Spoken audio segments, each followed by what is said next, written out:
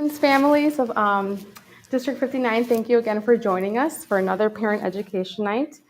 Today's topic will be on anxiety and school refusal. And we have Ty again from Kenneth Young Center. Buenas noches, familias del Distrito 59. Gracias otra vez por acompañarnos. Estamos aquí en esta noche de educación familiar. El tema de hoy será ansiedad y rechazo escolar y tenemos aquí a Ty. So take it away. Thank so you. much. Hello, everyone.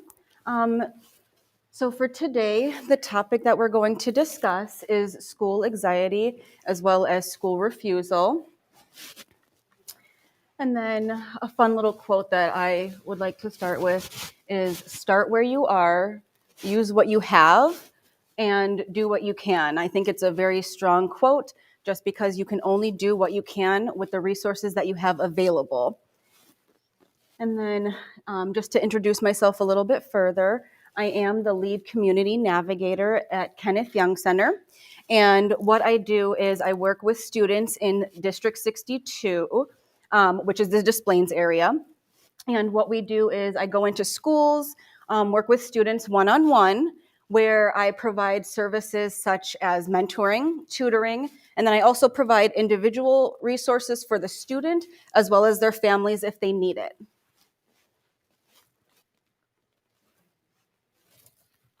Okay, and then the objectives for today is defining anxiety, going over school refusal versus school truancy, and then brief overview of the ATF modules, as well as building a school action plan. Okay, so for the definition of anxiety, so this is when an individual starts to become or has the feeling of worry, they're nervous all the time, or at unease, typically about imminent event or something with uncertain outcomes, which can be unpredictable for all of us. Anxiety is a common experience, and everyone experiences this at some point or at some level, but some do experience it at a more severe level than others, which is where we come in as mental health professionals. It is also one of the most basic human emotions and physical responses. And then in general, anxiety serves to motivate and protect the individual. So that feeling is your own body's sensation or reaction to protecting you from something that is harming you from the outside. And then some common symptoms, and they vary, of anxiety are heart palpitations or increased heart rate. You have chest tightness, there's numbness, there's fidgeting and moving around a lot is typically a big one, shortness of breath, feeling dizzy, blurred vision, feeling nauseous, as well as an upset stomach in relation to that. There's nail biting, once again, which can be paired with like fidgeting and always moving around. Tapping of the foot, shaking, butterflies in the stomach, which is a sensation that we all can relate to. Someone may become argumentative to the point where it may become a little belligerent. There's also headaches and migraines, difficulties concentrating in school, which is also another big indicator, and then as well as yelling or crying about school.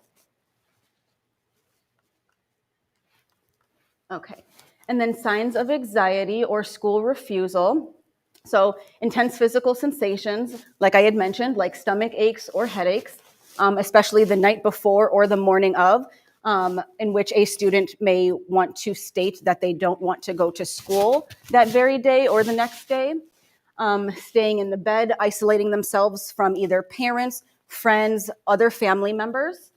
And then also leaving the classroom, frequently taking trips to the office or the nurse's office, in fact, frequently asking to stay home from school once again, and then lack of interest in activities that a child used to once be excited or involved in.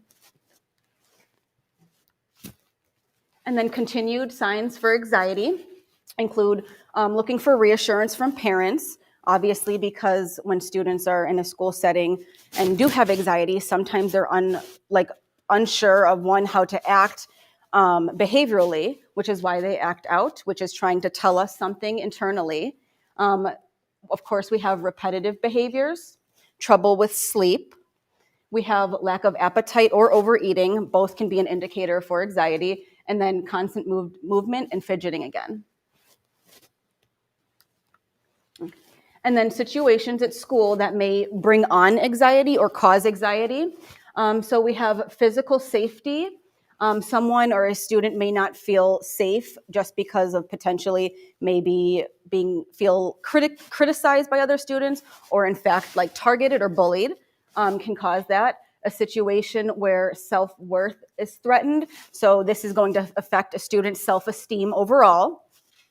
And then we have any new situations or a new class. Sometimes when a student is not aware of a circumstance, a situation, it catches them by surprise. And of course, the appropriate reaction for them internally is to have anxiety and have all the triggers that come with anxiety. And then in addition, we have judgment or elevated or evaluated by others. We have students being frustrated with certain subject matters. So if a student is not excelling in a certain subject, they may not want to come forth with that information. So internally, they're going to keep it to themselves, but in turn, that also looks like they will slowly fail out, or there will be a significant drop in grades. And then we also have teacher expectations. Sometimes teachers' expectations may feel a little too powerful and the student can't keep up with that. So that causes anxiety. We have classroom tests, which can cause anxiety just because, once again, of the unknown. The student is not sure how well they're going to do. They might not be well prepared for the test material. And then we also have concern about future and or college or future endeavors, wherever that may lead an individual. And then school anxiety as a whole here, it's defined as a severe emotional distress about specifically attending school day to day. There is a lack of excessive anxiety or fear about attending school. And then parents are aware of absentees. Child tries to persuade parents to allow them once again to stay home from school without really having a reason. Children usually want to stay home as they consider it a safe space or a safe zone where they don't have that criticism as they would if they went to school. And then lastly, we have children express the willingness to do schoolwork. However, the anxiety may present itself while completing it. Once again, that's the disruption of the students not being able to execute the work and not being able to verbally express that they need further help. Okay, and then next we have times in which anxiety affects our lives and becomes an issue. So anxiety triggers multiple aspects of our lives, and then here is a large list, such as friendships, family relations, education or academics, like we were discussing. We have religion or spirituality. We have self-care, hobbies or interests. Once again, anxiety will show a lack in hobbies and interests. And then we also have lack of community life or engagement, as well as future goals being interrupted. Okay, next we have school refusal and truancy. Okay, so absence is concealed from parents. So this is where students are telling their parents that they are attending school, but in turn, they are actually not attending school or going to any sort of class, but then they return home, of course, sharing that they were just at school. But if every school should have a policy. So if a student is not there for a consecutive amount of days, the school should in turn actually give parents a call home just to notify them of the situation so the school and the parents can be on the same page. And then next, we have adolescent and or child's friends and they're hiding out. So this is pretty much just secrecy from parents once again, and they're doing things with their friends that they are not supposed to or they know is not safe, but they're still participating in those activities. Next, we have frequent antisocial behavior. We also have lying, breaking rules, and stealing. Once again, that correlates to the one above, hiding out and doing things with friends and whatnot that they're not supposed to, and they are fully aware of it, but they're deciding to go against that. Next, we have students. Student prefers to be out of the house and out in the community. I do want to stress it is important for friends to be out in the community as a whole, but it takes a different effect when the student doesn't want to be in the household at all. It kind of shows us that there might be some sort of unhealthy aspect in the home that is going on to the point where the child does not want to return. And then last, we have lack of interest in schoolwork and unwillingness to complete any or all assignments. And once again, this can be translated or related back to that student essentially failing out or just grades decreasing altogether. Okay. And then in continuation, school anxiety. Oh, 1 second. There we go. Functions of school anxiety and refusal behavior. So we have 4 domains. So the first one is avoidance of negative effect. So here we're looking specifically at somatic complaints or sadness in the child and general anxiety overall. And domain 2 is escape from evaluative or social situations. So this would be social phobia, once again, afraid of social interactions or peers. And then also obsessive compulsive disorder, perfectionism. Domain 3 is going to be the attention seeking behavior. So this is when we have separation anxiety, severe separation anxiety, sympathy from family, or sympathy from family. And then 4, we have domain 4, which is the pursuit of tangible reinforcements. So such as video games, internet, sleep, and then drug use related to that. Okay, and then some strategies that may help. Every student is different, every child is different. So these may not help your child, but these are good practices that you want to keep in mind. So focus on control or lack of control. It's important that parents are aware themselves if they do have control over a situation versus if they're not, because if not, then additional help needs to come forth and assist the family with the child so we get more positive behaviors that we want to seek. And then 2, schedule worry time or normalize feeling of anxiety. So just be honest with your child. If you sense that something is going on, be honest with them, talk about it with them, and then talk them through it, most importantly. You want to work through a situation and not around it, because then you're avoiding the big problem. And then 3, we want to reach out to students.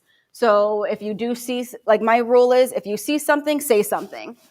This could also be like to school staff. This could be to a healthcare provider, etc. Whoever you trust with the information that is a medical professional.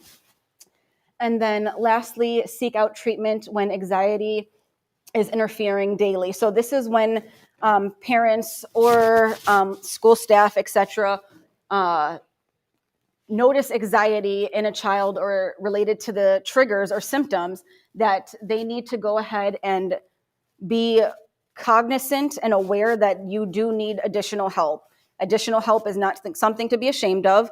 I believe everyone could use some sort of therapy, mental health assistance, just for overall better performance of our day-to-day tasks.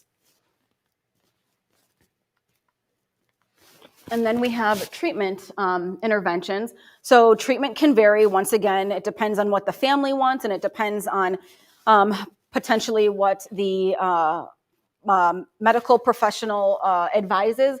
But some basic things are group therapy, focusing on CBT, which is cognitive behavioral therapy. We have ERP, which is exposure response prevention, and then DBT, which is dialectual based therapy.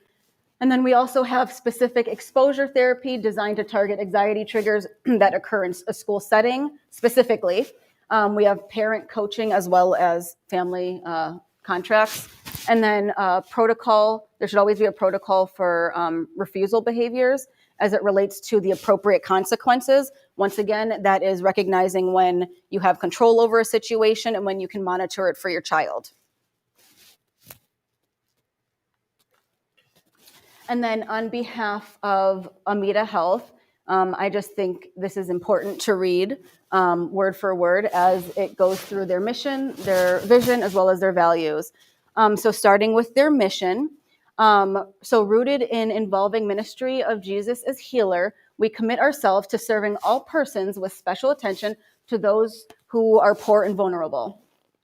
Our Catholic health ministry is dedicated to spiritually centered, holistic care, which sustains and improves the health of individuals and their communities.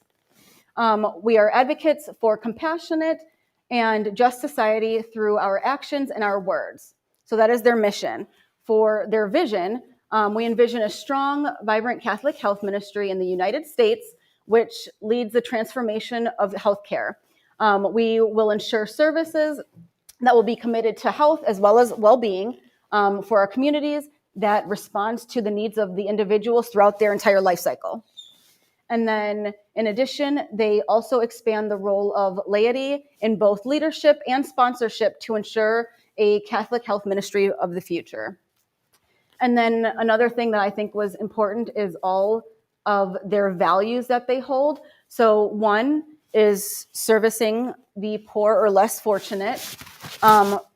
We have reverence, we have integrity, we have wisdom, creativity, and lastly, we have dedication.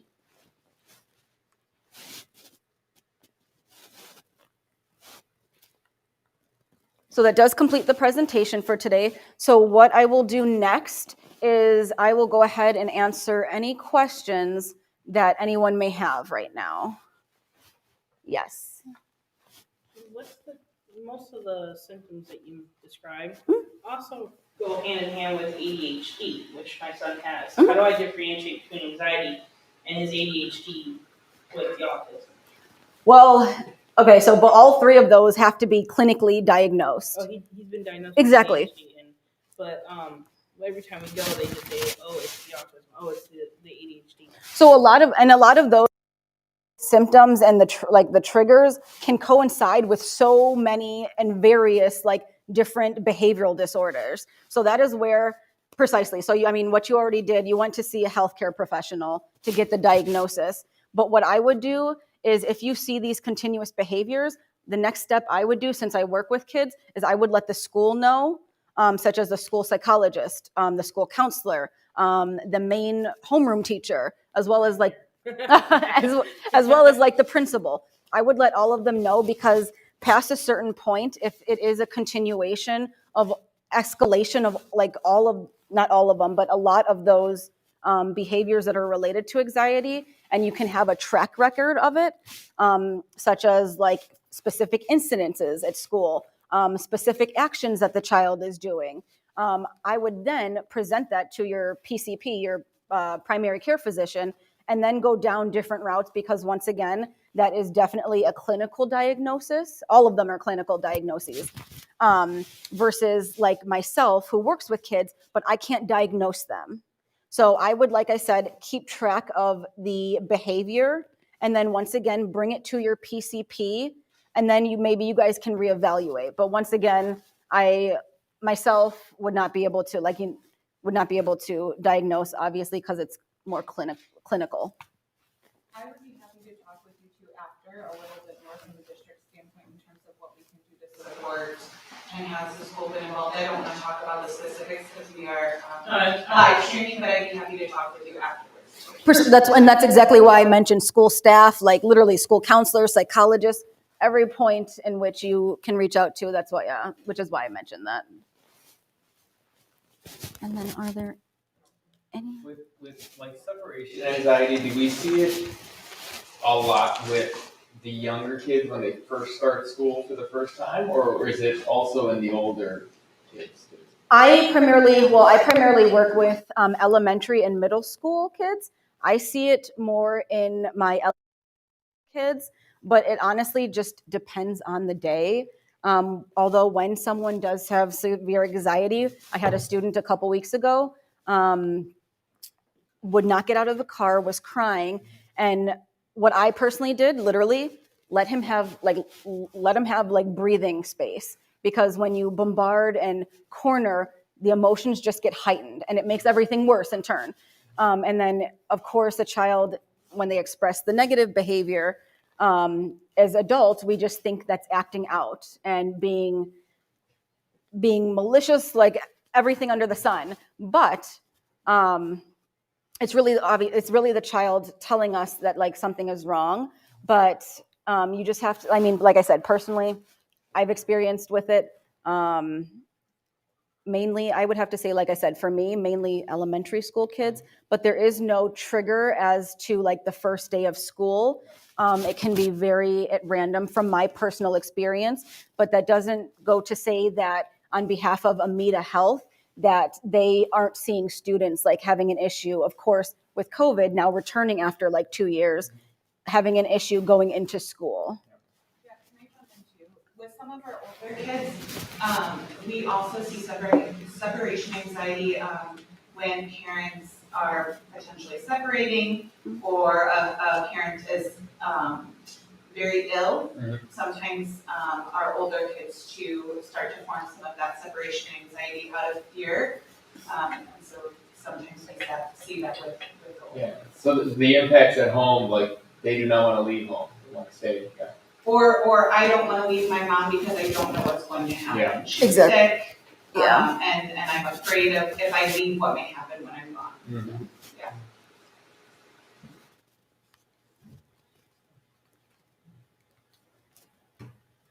And then, are there any other questions from anyone? I missed the first part, but Amita does have a school refusal program for our junior high students that can be accessed if needed in terms of anxiety and or school refusal.